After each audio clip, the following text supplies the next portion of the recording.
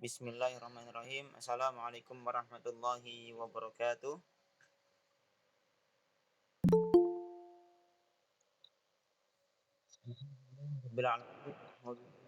Wa ala umiri dunya wa din wassalatu wassalamu ala nabiyyina Muhammadin alihi wa sahbihi ajmain amma ba'd. Oke, ibu-ibu sekalian dan para akhwat sekalian, kemarin di pertemuan pertama kita sudah membahas tentang macam-macam air yang sah dan yang boleh dan yang makruh, begitu juga yang haram untuk digunakan dalam bersuci. Kemudian pertemuan kemarin kita juga sudah membahas tentang kulit bangkai yang bisa dimanfaatkan dan yang tidak boleh. Kemudian kita juga sudah membahas tentang bejana-bejana yang haram dan yang boleh untuk dipakai. Insya Allah kita pada pertemuan kali ini akan membahas, kalau waktunya cukup, kita akan membahas dua materi tentang siwak dan tentang rukun-rukun wudhu. Nah, jadi ini sekarang udah masuk di sudah mulai panas istilahnya. Kalau fikih kan serunya kalau sudah masuk bab wudhu, bab sholat biasanya ya. Kalau masih bab air, masih bab bejana, biasanya belum terlalu panas. Biasanya kalau udah masuk bab wudhu, nah itu mulai seriusnya lebih ini, karena benar-benar dipraktekin setiap hari kan, tentang wudhu, tentang sholat. Nah, insya Allah kita akan membahas tentang siwak, yaitu juga termasuk dari sunnah-sunnah wudhu. Kemudian rukun-rukun wudhu yang akan kita bahas satu persatu insya Allah. Tapi di sini ada yang mau baca gak kayak kemarin? Ada yang mau baca? Oke. Bismillah dulu.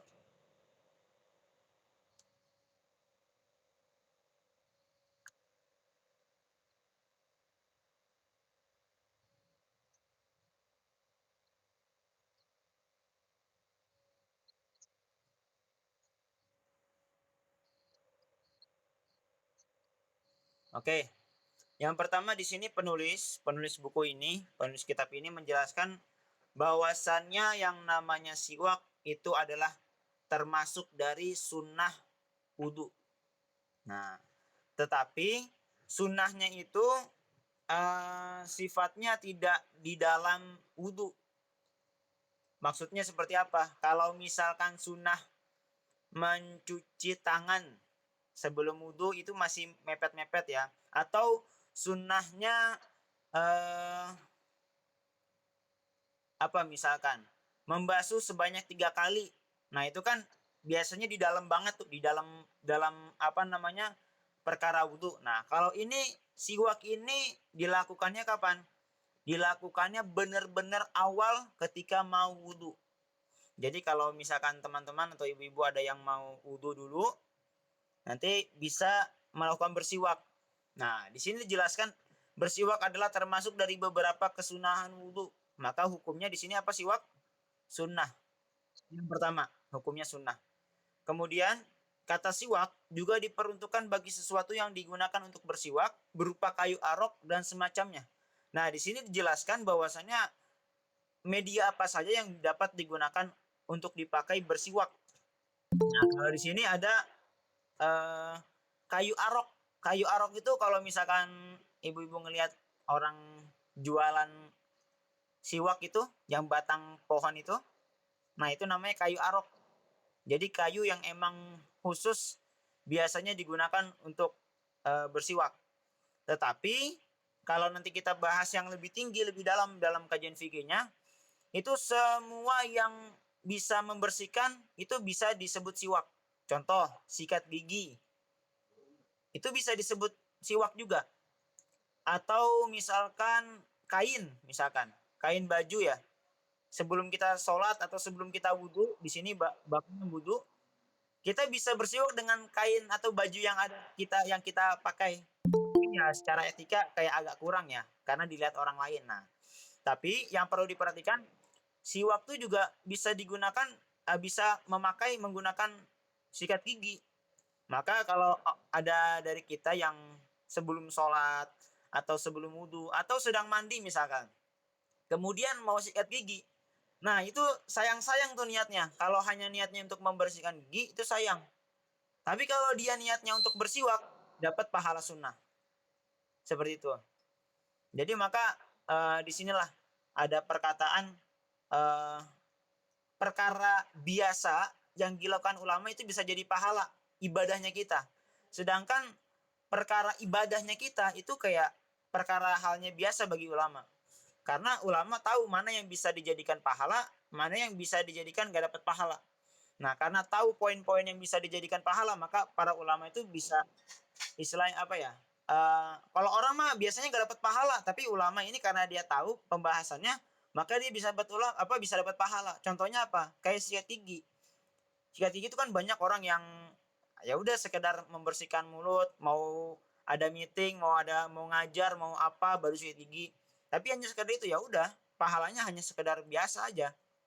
Tapi kalau misalkan niatnya untuk bersiwak, bersuci, niat siwak, maka dia bisa dapat pahala. Nah, di sini yang jarang orang memperhatikan.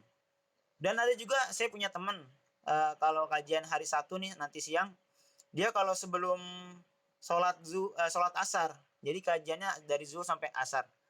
Dia kalau sholat asar dia biasanya tapi agak ya dari segi etika masih agak kurang ya. Tapi dia membersihkan giginya pakai baju yang di lengan. Jadi kayak gini-gini. Itu termasuk siwak, bersiwak. Jadi jangan sampai kita memandang bahwasanya siwak itu hanya menggunakan kayu arok atau yang kayu-kayu yang ada di mana? Yang biasa dijual-jual itu yang di toko-toko. Nah, itu harus kita istilahnya kita perkaya siwak itu apa saja. Jadi bisa kita dapat nilai pahalanya juga. Seperti itu. Sampai sini ada yang mau ditanyakan?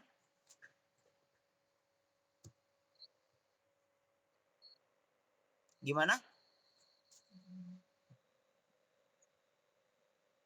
Nah, bersiwak itu sebenarnya dia lebih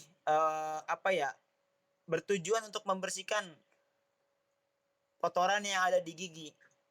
Tetapi kebanyakan orang hanya memandang bahwasannya bersiwak itu ya hanya dengan kayu siwak itu, batang pohon siwak yang kita kenal. Sedangkan orang sikat gigi itu ya orang gak nganggap siwak karena ya medianya media modern lah bahasanya. Padahal bisa juga, tetapi secara ke keafdolannya ya otomatis dengan kayu arok itu lebih utama dibandingkan dengan sikat gigi. Tapi kita juga bisa meraih pahala dari sikat gigi itu. Seperti itu. Seperti halnya ini pokoknya di bab-bab niat ini banyak sekali pembahasan. Kayak contohnya kalau kita mandi cuma sekedar menyegarkan badan ya udah nggak dapat pahala. Tapi kalau kita mandi dengan niat, wah saya habis ini mau ngaji biar dapat pahala, biar paham nanti saya mau dakwah, wah itu udah pahalanya berlipat-lipat tuh. Maka di sini bab niat sebenarnya kalau misalkan ada pembahasan hadis tentang niat ini dalam banget. Nah, di sinilah. Maka di sini dalam pembahasan siwak juga seperti itu. Kita dapat memperoleh pahala dengan sikat gigi yang hal biasa orang biasa lakukan. Seperti itu. Oke, ada lagi yang mau tanyakan? Nggak ada, kalau nggak ada kita lanjut ke paragraf selanjutnya. Ayo lanjut, aman.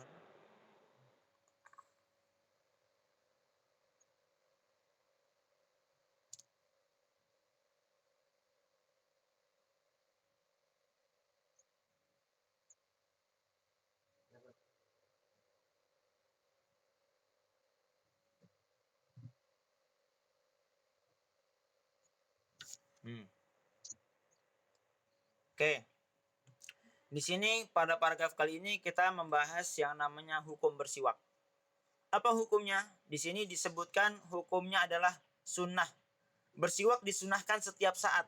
Nah, maka tadi kan kalau paragraf sebelumnya dijelaskan bahwasanya siwak itu termasuk sunnah wudhu. Tetapi di sini juga dijelaskan bahwasanya kita bersiwak bukan hanya ketika sebelum berwudhu saja. Setiap saat kita juga disunahkan untuk bersiwak. Nanti dijelaskan di paragraf selanjutnya ada kapan-kapan saja yang benar-benar banget disunahkan. Nah, tapi di sini disebutkan bahwasanya hukumnya adalah sunnah setiap saat dan tidak berhukum makruh tanzih. Maksudnya apa? Makruh yang mendekati haram. Jadi siwak itu juga bisa hukumnya bisa menjadi makruh. Nah, tergantung kapan dulu.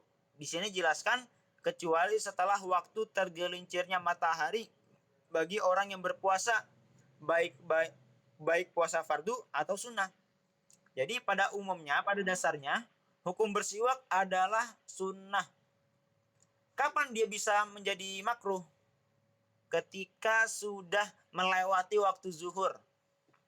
Ketika dia puasa, sudah masuk waktu zuhur, nah disitulah waktu di mana dimakruhkannya orang berpuasa itu untuk bersiwak.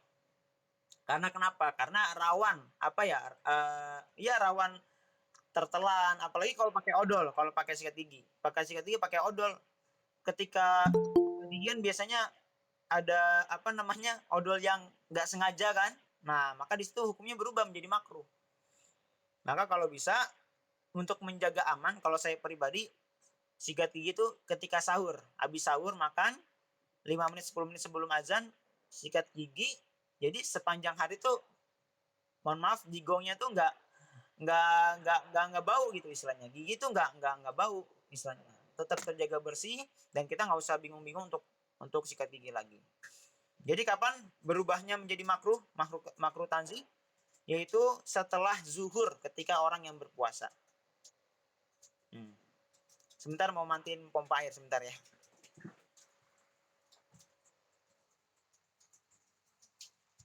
Oke, kita lanjutkan. Tadi hukumnya ya. Hukumnya sunnah, kemudian bisa berubah makruh ketika orang yang berpuasa bersiwak setelah zuhur. Itu yang pertama. Kemudian hukum yang makruh tadi itu bisa hilang. Maksudnya bisa hilang, maksudnya apa? Bisa balik ke sunnah lagi ketika setelah maghrib, otomatis setelah buka puasa. Jadi intinya zuhur sampai maghrib, kalau orang yang berpuasa dia mau bersiwak, hukumnya makruh, bukan sunnah lagi. Tapi dia bisa menjadi sunnah lagi ketika sudah berbuka puasa. Tetapi Imam An-Nawawi lebih memilih hukum tidak makruh. Jadi di sini ada ulama. Kan kita pembahasan kemarin juga ada kan Imam Nawawi berkata bla bla bla bla, gitu kan? Nah, sekarang ada lagi Imam Nawawi. Kenapa kok sering disebutkan Imam Nawawi, Imam An-Nawawi? Siapa sih beliau istilahnya? Dalam mazhab Syafi'i, khususnya dalam fikih mazhab yang bermadzhab Syafi'i, itu ada dua ulama besar. Istilahnya kalau sekarang tuh apa ya? Uh, apa ya istilahnya? Pimpinannya di bawah Imam Syafi'i misalkan, gitu ya. Guru besarnya di bawah Imam Syafi'i. Nah, maka siapa saja guru besar di bawahnya Imam Syafi'i?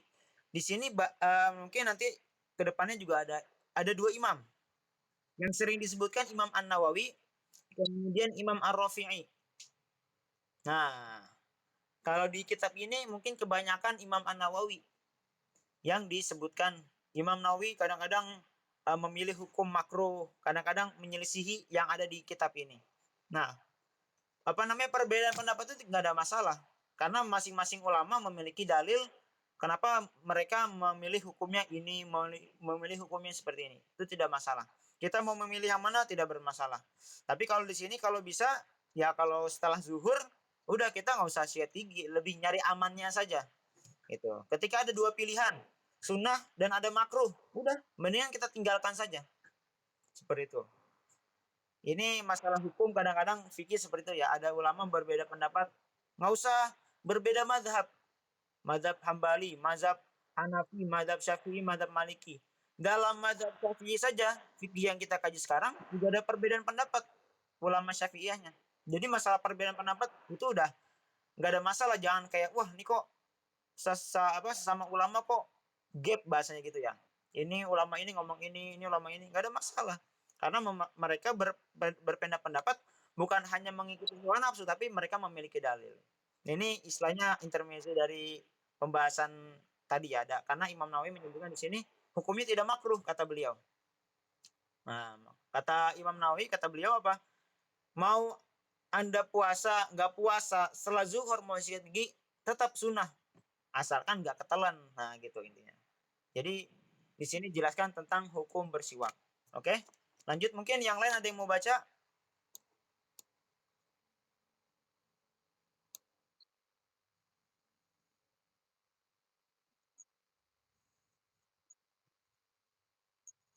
Nah, bentar. Oke, lanjut. Oh, ini ada yang tutup ya?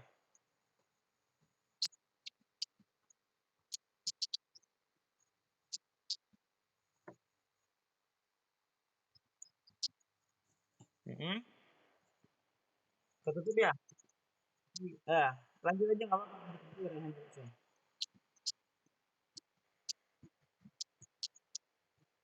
Ya.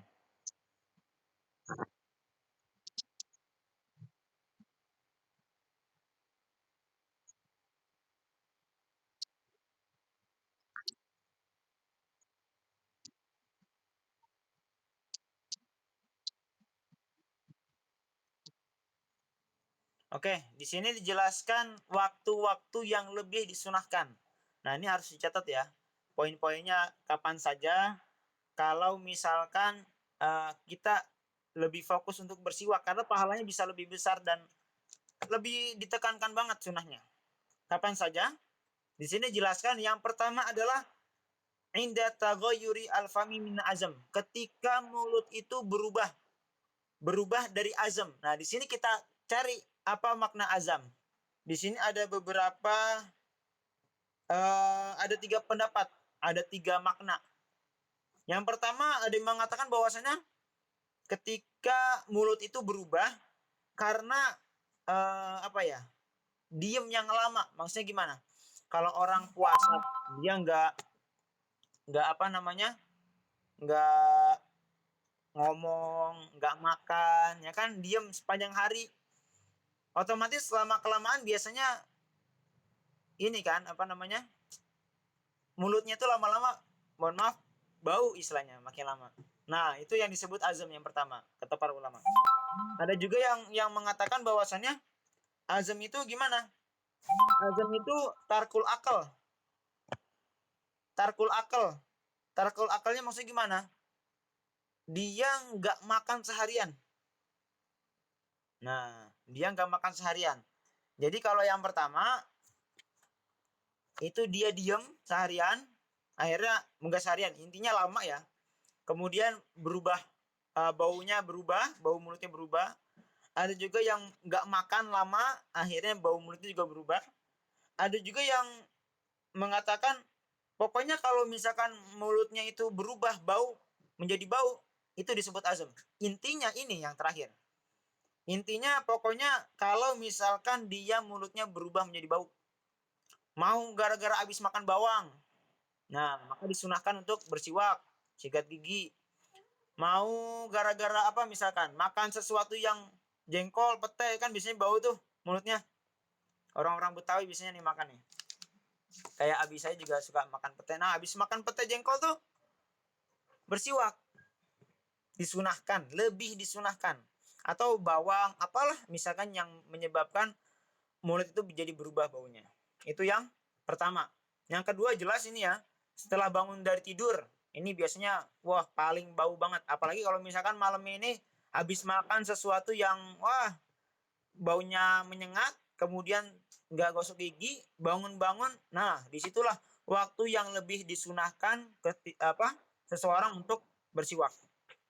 Itu yang kedua. Kemudian yang ketiga, ketika hendak melaksanakan sholat fardu atau sholat sunnah. Ketiga waktu ini yang disunahkan, yang sangat disunahkan untuk bersiwak.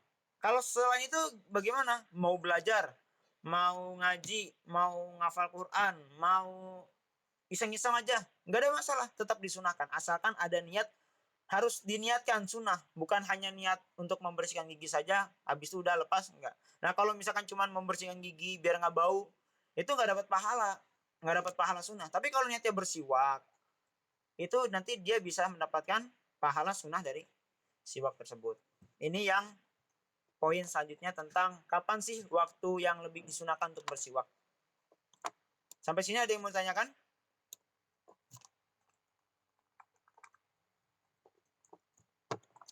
Oke, kalau nggak ada, kita lanjut ke paragraf selanjutnya. Oke, bisa dibaca lagi.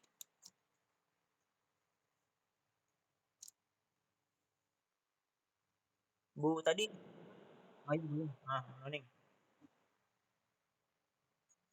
Nah, ya dilanjutkan Bu Dika.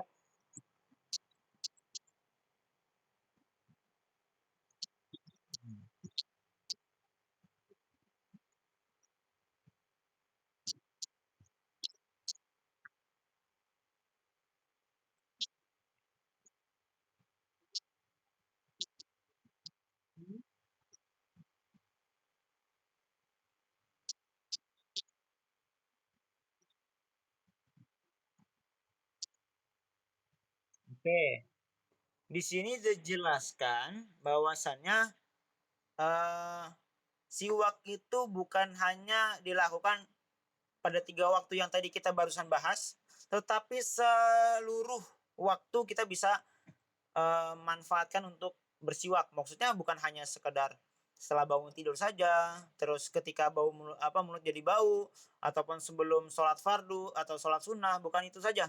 Tapi mau rapat, mau belajar, mau ngaji ini kan.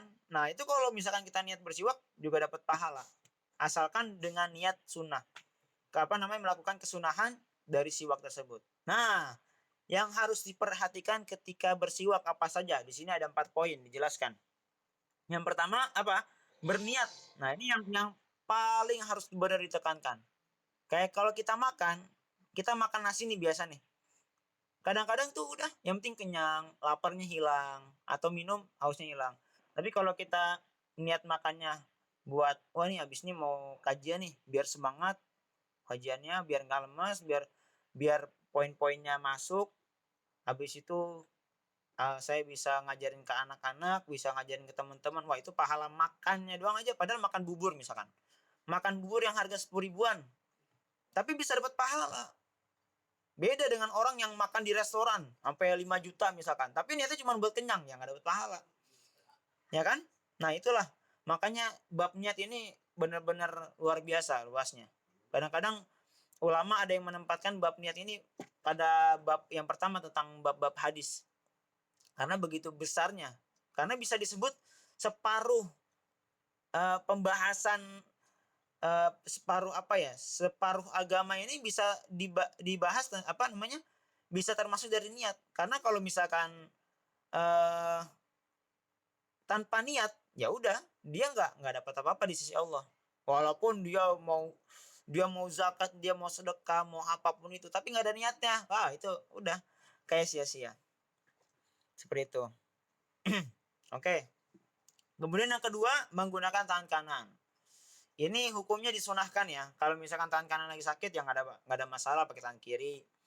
Bahkan dalam kajian Fathul Mu'in, kemarin saya kajian, itu ada yang menjelaskan bahkan boleh pakai tangan orang lain.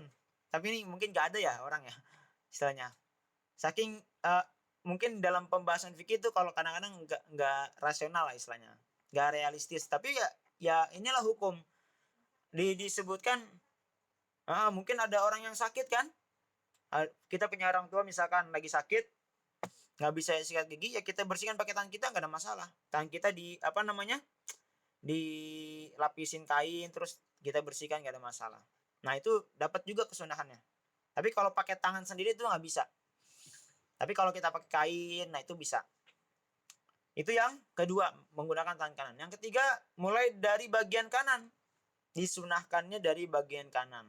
Ya seperti halnya kita sikat gigi dari kanan. Kemudian melintaskan siwak terhadap langit-langit mulut yang di atas-atas tuh. Nah, juga sama dibersihkan juga. Tapi di sini hukumnya sunnah intinya ya. Ya mau dilakukan boleh, dapat pahala. Kalau enggak ya sayang nggak dapat pahala. Kayak gitu. Nah, kemudian di sini ada footnote ya. Bila tidak berniat melakukan kesunahan, artinya bila bersiwak dengan kebetulan tanpa sengaja untuk melakukan sesuatu kesunahan, maka tidak ada pahalanya. Nah, itu.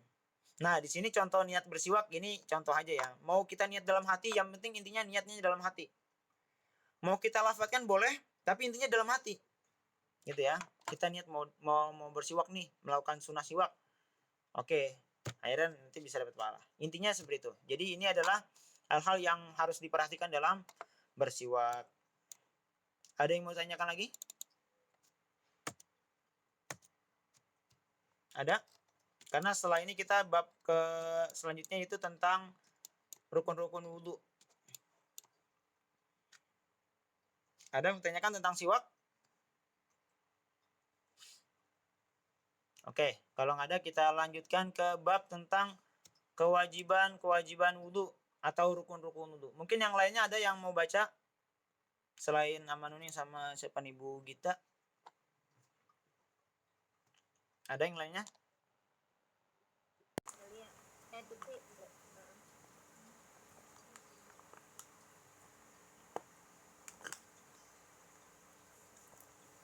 Ada yang mau ditanyakan? Apa yang mau baca? Bu Tuti mau? Bu Tuti?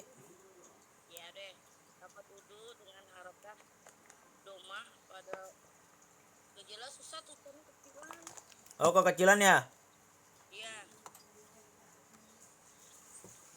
Dapat wudhu dengan harakat doma pada huruf wawu menurut pendapat yang masyhur adalah nama kegiatannya dan nilai yang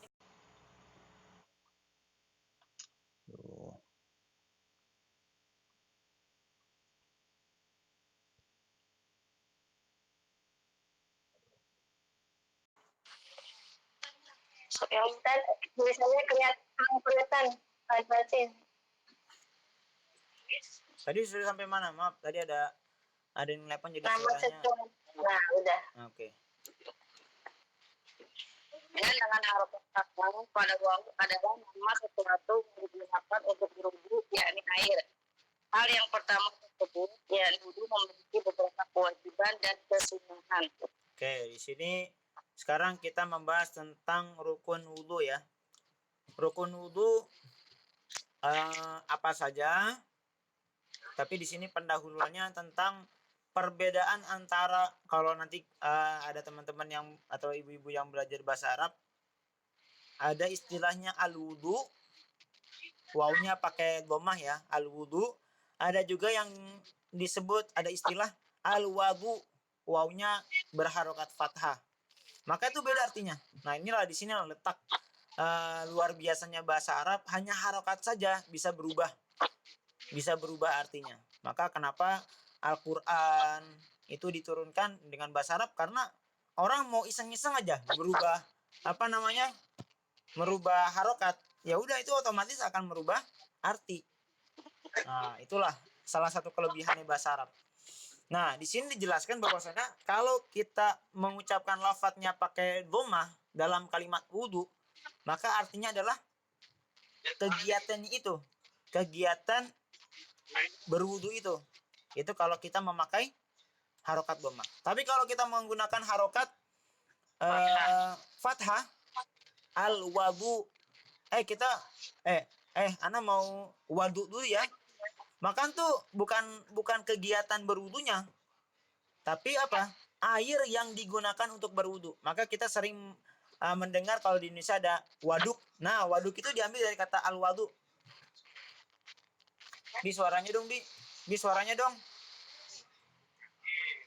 Nah, jadi kalau kita dengar di Indonesia kan ada istilah waduk, itu diambil dari bahasa Arab.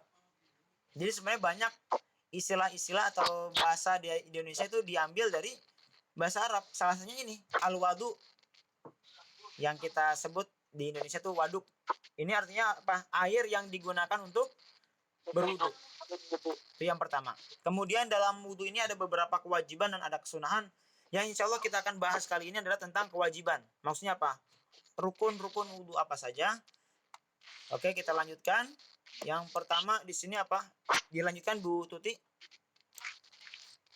Ya, Mushanif menyebutkan kewajiban wudhu dalam penetapannya. Kewajiban wudhu ada 6 perkara. Yang pertama adalah niat.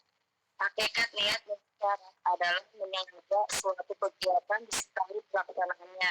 Jika pelaksanaannya lebih akhir dari penyelesaiannya, maka begitu loh. Nggak ada itu lagi. Oh iya, ternyata masih ada bawahnya. Saya kira sudah. Dinamakan azan. Hmm? Niat dulu terletak pada saat membasuh awalnya bagian dari wajah. Artinya, niat dulu itu bersamaan dengan awal bagian wajah tersebut. Tidak harus dengan semuanya. Tidak boleh disertakan dengan anggota tubuh sebelum wajah dan tidak dengan bagian anggota tubuh setelah wajah. Maka mutawati ada seorang yang berwudu saat membasuh bagian tersebut harus berniat dengan salah satu dari niat berikut. 1. Menghilangkan salah satu hadas dari beberapa hadasnya. 2. Berniat agar diperbolehkannya suatu kegiatan yang membutuhkan wudu. 3. Berniat melakukan wudu yang wajib. 4. Berniat wudu saja atau niat mencuci dari hadas. Ada niat yang terakhir. Jika tidak mengucapkan dalam hati dari hadas, maka wudu tidak sah. Bila seseorang telah berniat dengan niat yang benar dari niat-niat yang telah disebutkan itu, lalu ia menyematkan niat membersihkan atau mendinginkan badan pada niat tersebut, maka wudunya masih hukum sah. Oke, sekarang kita membahas tentang rukun yang pertama. Wah, ini lumayan panjang ya. Rukun yang pertama, di sini musonif atau musonif artinya penulis ya. Kalau ini bahasa Arab nih. Musonif artinya penulis atau pengarang kitab menyebutkan kewajiban-kewajiban wudhu dalam ungkapannya kewajiban wudhu ada 6 perkara. Yang suara yang nggak jelas Bu Tuti atau saya? Kalau saya jelas ya suaranya ya. Jelas. Oke. Jelas, Ustaz. Oke, kita lanjutkan. Jadi di sini rukun-rukun wudhu ada 6. Yang pertama adalah niat, no kan? Niat. Ini paling panjang. Padahal yang lainnya, rukun-rukun yang lainnya, saya lihat nggak terlalu sepanjang bab niat. Nah, ini niatnya lumayan panjang nih. Maka kita akan bahas, insya Allah. Yang pertama adalah niat. Nah, apa itu niat? Jadi kita harus tahu niatnya, hakikat niat itu apa secara istilah. Secara dalam syariat Islam itu apa sih niat? Apakah cuma sekedar kita udah niat dalam hati selesai gitu dong? Nah, di sini harus diperjelas. Niat adalah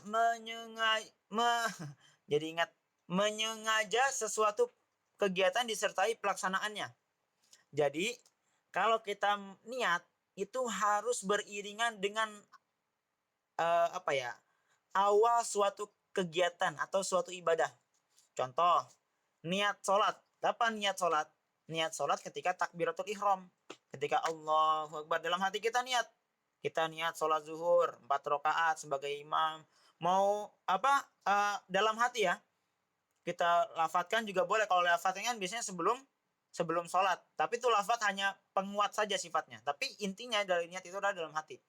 Jadi ketika kita takbir Allahu Akbar, itu dalam hati tuh saya niat sholat zuhur, saya niat sholat subuh 2 rakaat sebagai makmum lillahi ta'ala. Begitu juga wudhu. Ketika kita mulai wudhu itu pertama kali kapan? Yang wajibnya muka, ya kan? Maka ketika membasuh muka itulah niatnya baru dimulai. Oke? Niat wajib wudhunya baru dimulai. Contoh nih, Rehan ngambil air, tek. Udah tadangin air. Ketika membasuh muka tuh dalam hati niat mau wudhu. Nah, jadi niatnya diiringin disertai pelaksanaannya. Awalnya maksudnya ya. Nah, kalau misalkan Rehan mau sholat di masjid depan misalkan. Niat sholatnya ketika di gang mau jalan keluar. Kira-kira sholatnya sah gak? Tapi ketika sholatnya udah nggak niat lagi. Nah, itu otomatis sholatnya nggak sah. Begitupun wudhu. Kita cuma sekedar udah wudhu aja tanpa diiringi niat, itu bisa nggak sah.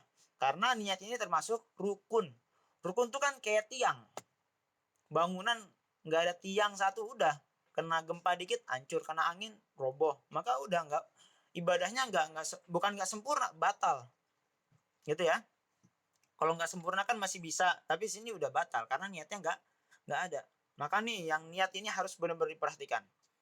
Kemudian jika pelaksanaannya lebih akhir dari menyengajakan maka dinamakan azam. Nah, kalau misalkan kita niatnya itu lebih jika pelaksanaannya lebih akhir. Maksudnya gimana? Kalau misalkan kita niat dulu, habis itu baru melakukan sesuatunya. Itu bukan niat, tapi namanya azam. Dalam bahasa Arab tuh kayak tekad. Kayak contoh misalkan Rehan gini. Nanti Rehan sekarang tanggal berapa? Sekarang tanggal 17. Rehan besok tanggal 18 mau lari 5 kilo pagi-pagi. Itu kan apa? Bukan niat, istilahnya azam. Tekad yang kuat. Nah, itu nggak sah, kayak Rehan tadi jelaskan. Rehan mau sholat, tapi niatnya di gang, bukan pas mau takbiratul ihram. Maka itu bukan niat, tapi namanya azam, yaitu tekad. Rehan mau sholat, nah itu tidak disebut niat. Maka niat harus benar-benar beriringan dengan awal mula ibadah tersebut. Nah, tapi ada yang susah. Ibadah yang susah ketika niatnya itu benar-benar diiringi dengan awal ibadah. Apa itu? Ada yang tahu gak? Yang susah banget. Kalau sholat kan bisa tuh ketika takbiratul ihram.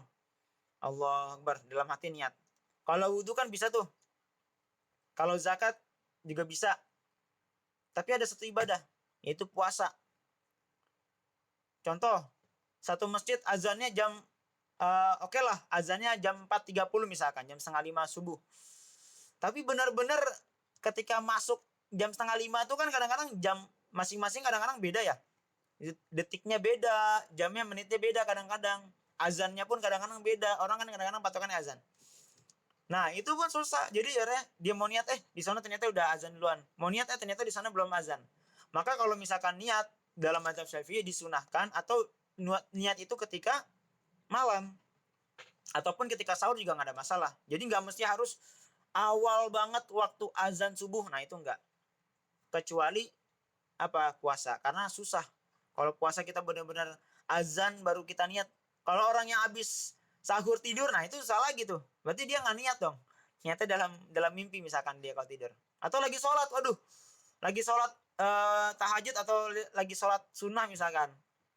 Udah azan, belum niat puasa. Nah, itulah letak sulitannya di situ. Maka Allah memberi keringanan ketika orang yang berpuasa niatnya boleh sebelum azan. Itu pembahasan tentang niat. Kemudian niat wudhu terletak pada saat membasuh awalnya bagian dari wajah. Maka niat itu letaknya ketika awal ibadah. Awal ibadah wudhu kapan? Wudhu.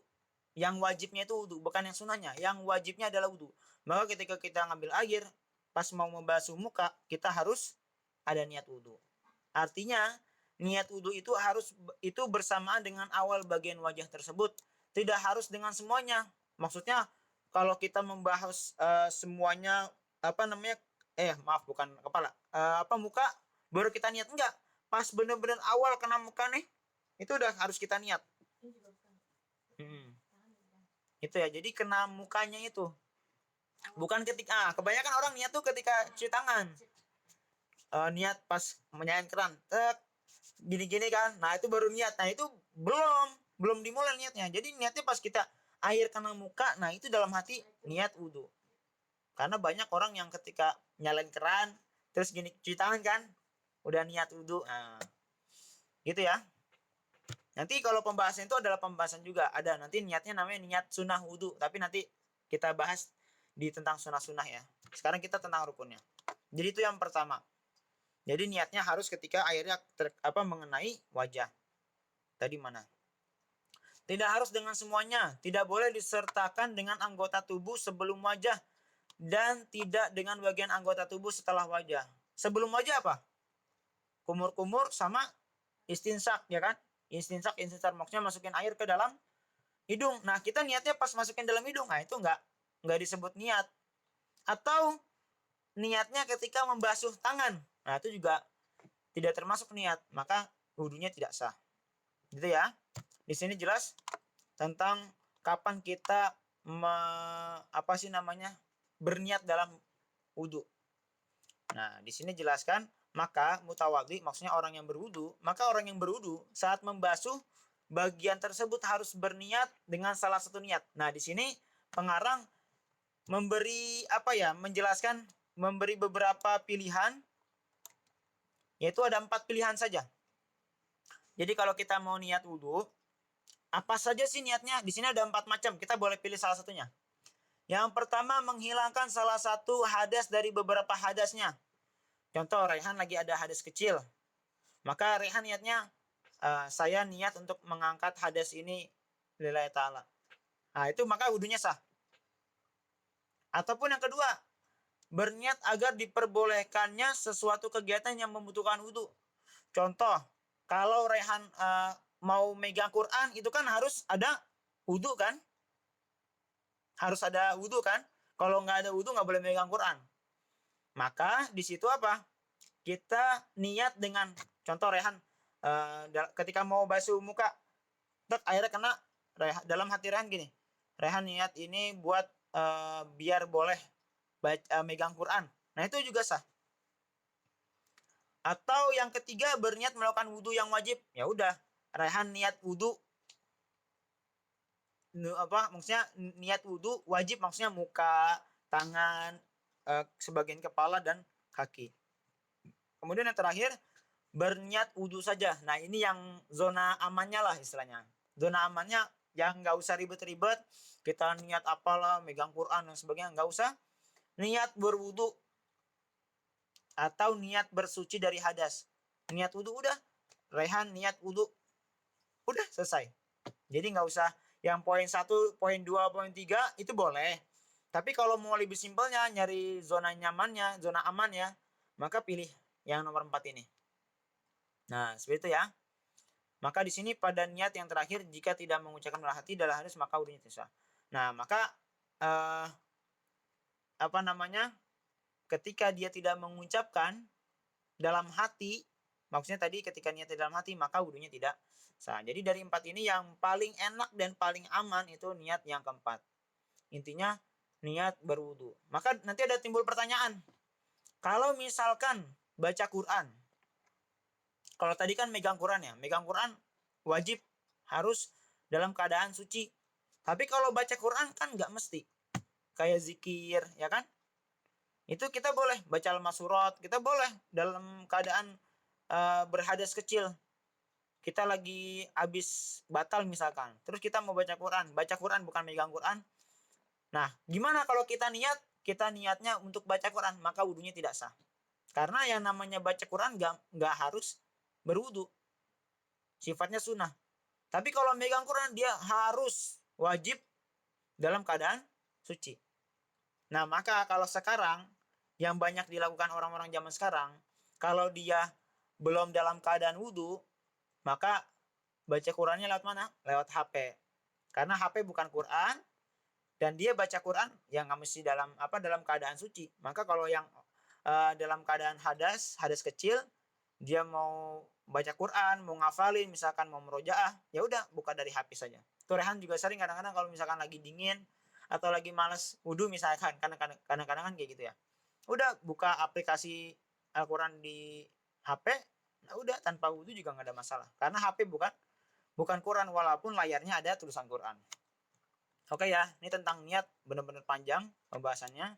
Kemudian bila seseorang telah berniat dengan niat yang benar, dari niat-niat yang telah disebutkan di atas tadi yang 4, lalu ia menyematkan niat membersihkan atau mendinginkan badan pada niatnya tersebut, maka wudhunya dihukumi sah. Contohnya gimana? Rehan niat wudhu nih, niat wudhu ketika, tapi juga diiringin dengan niat, wah biar seger ah. Biasanya kalau di puncak tuh kan, atau di mana lah pagi-pagi biar seger. Mau niat wudhu ketika basuh muka, niatnya wudhu, tapi sekalian niat biar seger mukanya. Nah, itu juga sah. Maka nggak ada masalah. Tapi kalau niatnya cuma seger doang, ya udah, wudhunya nggak sah dan nggak dapat pahala. Seperti itu. Sampai sini ada yang ditanyakan tentang niat? Atau mungkin kita cukupkan sampai sini dulu kali ya.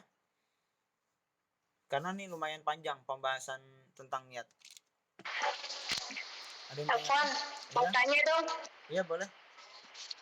Enggak, kalau untuk niat sholat itu lebih tepatnya dikatakan di hati dengan jelas seperti apa ya redaksinya.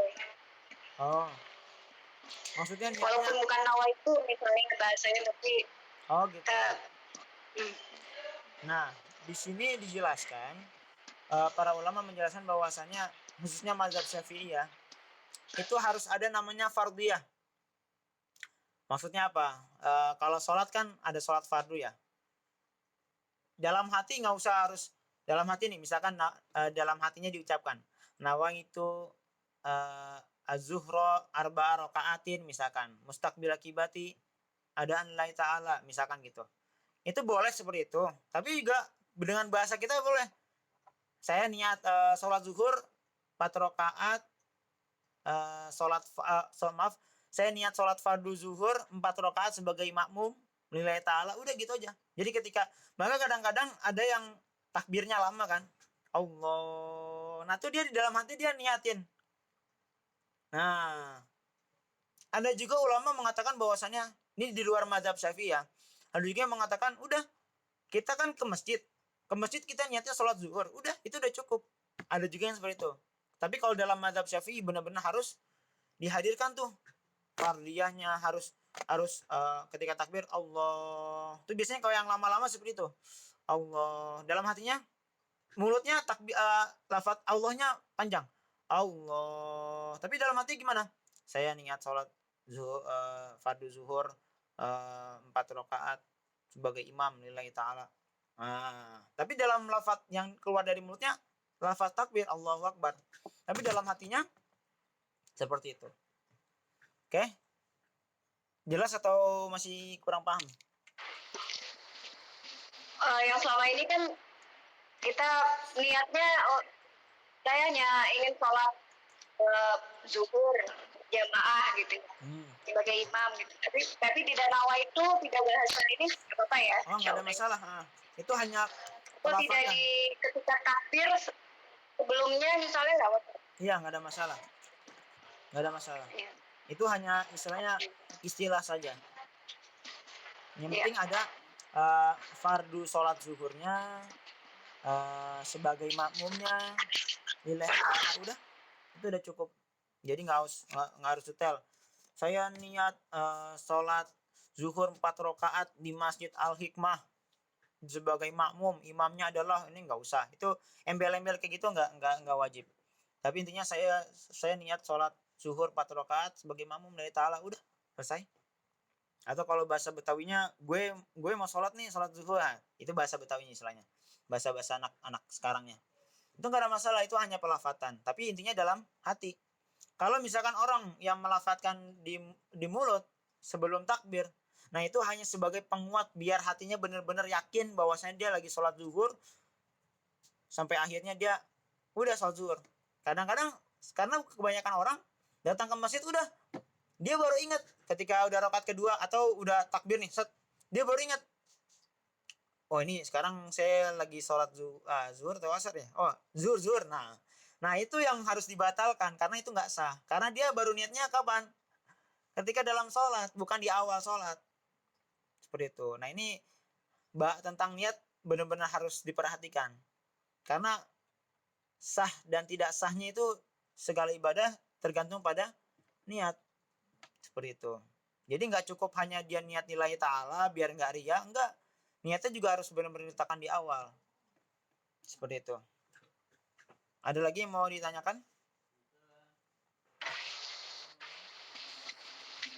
Tadi kan disebutkan kalau hadas termasuk dalam hadas, mungkin kalau wanita haid udah halangan. Jadi kalau untuk baca Quran itu tidak apa-apa ya, asal tidak menyentuh ya. Nah, kalau haid itu kan termasuk hadas besar. Maka ada ulama yang membolehkan dan ada yang melarang. Tapi kalau saya diajarkan itu dilarang. Dilarang untuk apa? Khususnya dalam mazhab Syafi'i ya. Karena haid itu termasuk hadas besar seperti halnya junub bahasanya ya. Maka itu termasuk hadas besar dan dilarang untuk apa? Membaca Quran. Seperti itu. Maka bagi orang yang ingin murojaah, ingin menghafal misalkan, itu caranya bagaimana? Ini dalam mazhab Syafi'i. Maka ya udah, istilahnya kadang-kadang ada istilah murojaah dalam hati kan kadang-kadang bisa ya. Kalau misalkan kita kadang-kadang dalam hati nih, Bismillahirrahmanirrahim, Alhamdulillahirabbil alamin. Tapi dalam hati. Nah, itu cara amannya. Karena kalau misalkan dalam mazhab Syafi'i, kalau dalam posisi hadas besar dia tidak boleh untuk membaca Quran. Hanya dibolehkan dalam keadaan hadas kecil saja. Itu ketika setelah buang air kecil nih, dia lupa wudu, kamar mandi jauh, aduh malas wudu, udah gitu dingin lagi di puncak. Ya udah akhirnya dia baca Quran, merojaah, tilawah tapi tanpa memegang Al-Quran, atau boleh memegang Quran tapi yang ada di aplikasi HP. Seperti itu. Ada lagi yang mau ditanyakan? Ustaz. Ya, Afwan. Ada lagi yang lain? Mau nanya. Ya. Silakan. Iya, kalau misalnya niat itu dengan bahasa Arab itu tidak apa-apa ya. Misalnya kita mau tadabbur. Misalnya kan kalau bahasa Arab kan usolli sunatan arba'ah rakaatin berarti billahi ta'ala. Ya. Nah, kalau misalnya kan ada orang yang nggak bisa bahasa Arab, Ya. itu niatnya dengan bahasa Indonesia nggak apa-apa ya? Iya, nggak ada masalah. Mau pakai bahasa Sunda, tapi intinya dia harus ada peletakan fardu dalam hatinya. Saya niat sholat fardu zuhur misalkan, harus ada itunya. Atau sunnah qobliyah zuhur, itu yang penting itunya. Iya, iya. Sebagai makmum, sebagai imam lillahi ta'ala, udah karena Allah, boleh mau pakai bahasa Jawa tapi dalam hati ya, karena nggak mungkin mulutnya takbir terus sekalian baca dua lafaz itu kan nggak mungkin, maka dalam hati. Tapi kalau orang yang sebelum takbir biasanya ya itu sebagai penguat saja. Baik, Ustaz. Ya, syukran. Fun. Ada lagi yang lainnya mau ditanyakan?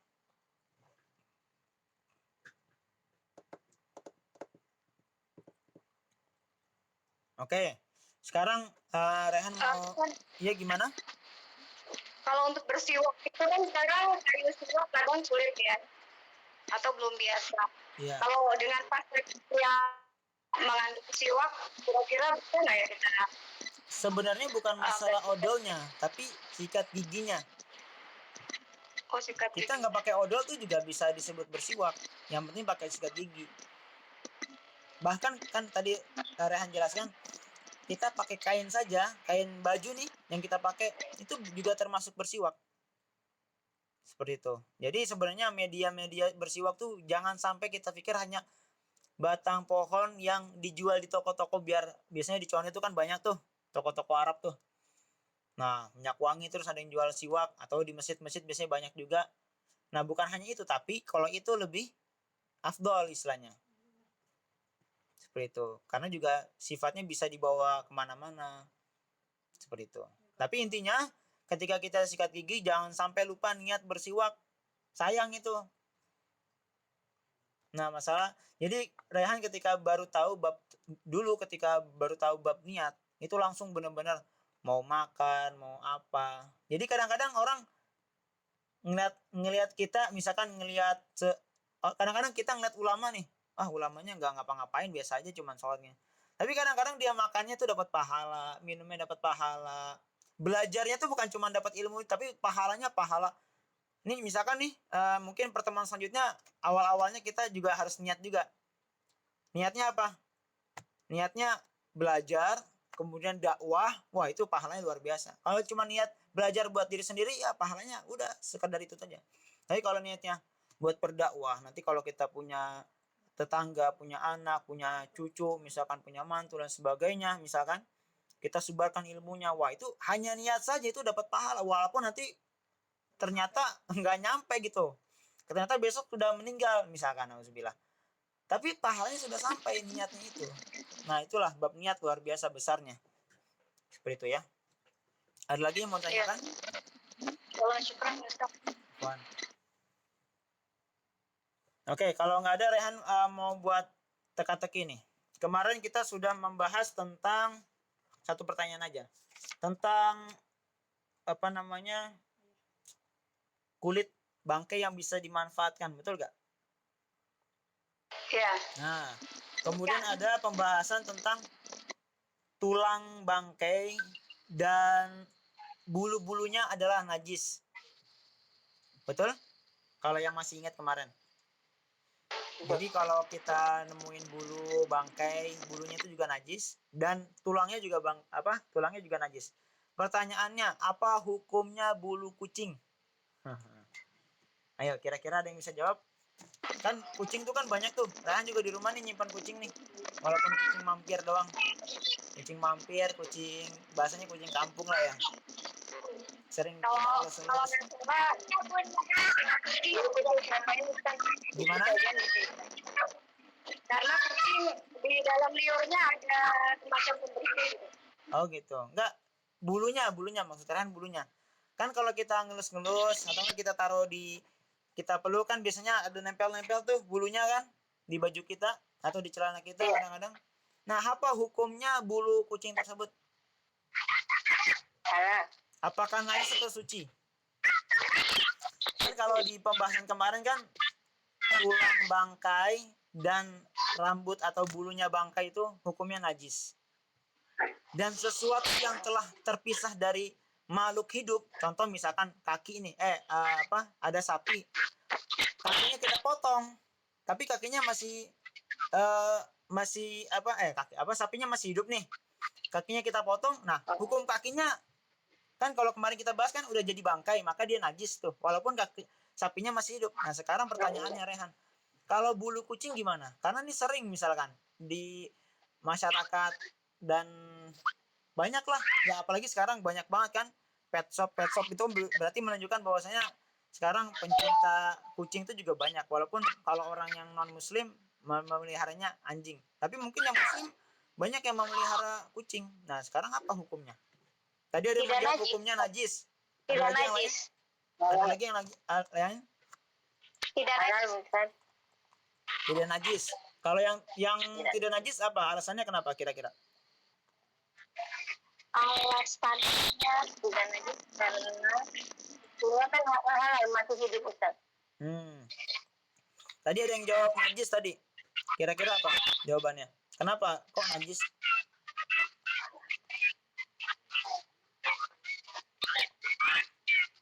Ada? Nah, penjelasannya apa hukumnya? Jawabannya adalah najis. Maka hati-hati. Jawabannya adalah najis. Karena apa? Yang bulu-bulu hewan, khususnya hewan ya, itu yang hukumnya suci hanya bulu-bulu hewan yang bisa dimakan dagingnya, seperti kambing. Ya kan? Tapi kalau misalkan kucing bisa dimakan gak kira-kira? Boleh gak? Nah, maka hukumnya adalah seperti halnya bangkainya. Apa hukumnya bangkai kucing? Haram dan najis. Maka hati-hati ketika orang yang pencinta kucing, orang yang melihara kucing, itu boleh, nggak ada masalah kita elus-elusin, terus kita peluk, kita sayang-sayangin, nggak ada masalah. Tapi kalau mau sholat, nah harus lihat bajunya. Apakah ada masih tersisa bulu-bulu kucing? Dalam mazhab Syafi'i hukumnya najis, maka harus dibersihkan. Tapi dia tidak membatalkan sholat ya. Dia cukup dibersihkan. Tidak membatalkan sholat. Tidak membatalkan wudhu maksudnya. Jadi dia udah gak ada masalah. Dia bersihin bulu-bulunya yang ada di pakaiannya. Kemudian sholat gak ada masalah. Sebisanya mungkin yang dia bisa lihat. Itu ketika mau sholat aja ya Ustaz? Ya mau sholat atau mau apalah yang hukumnya harus dalam keadaan suci. Ya kan? Ya. Nah, kayak mau tawaf, misalkan ada yang haji, yang umroh, itu harus, misalkan ada kucing sebelum dia nemu kucing, dia lus-lusin, dia peluk, dia sayang-sayangin, ternyata pada nempel tuh di kain ihramnya, maka harus dibersihin dulu tuh bulu-bulunya. Nah ini yang kadang-kadang di masyarakat kurang perhatian. Ya nggak ada masalah. Sekarang udah tahu hukumnya, maka kita lakukan. Jadi dengan kita belajar fikih, kita banyak terbuka apa itu yang makruh, apa yang haram, apa yang mubah, yang sunnah, yang halal, yang wajib, dan apa yang bisa kita raih pahalanya. Walaupun kita simpel niat amalnya simpel nih, belajar, tapi kita bisa pahalanya tuh lebih dari orang yang belajar biasa. Itulah tentang masalah niat ya. Sekarang kita akan bahas tentang niat, itu luar biasa. Ntar kita lanjutkan 5 rukun wudhu selanjutnya di pertemuan selanjutnya insyaallah. Kalau tidak ada yang ditanyakan lagi, kita tutup dengan membaca alhamdulillah. Alhamdulillah. Doa kafaratul majlis. Subhanallahumma wa bihamdika asyhadu an la ilaha illa anta astaghfiruka wa atubu ilaik. Allahumma anfa'na bima 'allamtana wa 'allimna ma yanfa'una warzuqna uluman yanfa'una fid dini wal dunya wal akhirah. Semoga apa yang kita pelajari hari ini bisa bermanfaat di dunia dan akhirat. Terima kasih atas perhatiannya. Nanti kalau mau ditanyakan mungkin pertemuan pekan selanjutnya. Untuk ringkasannya Rehan belum bisa ini ya, kirim ya. Karena lagi banyak tugas kuliah jadi masih keteteran. Oke. Assalamualaikum warahmatullahi wabarakatuh. Ya, sama-sama. Assalamualaikum warahmatullahi wabarakatuh. Waalaikumsalam.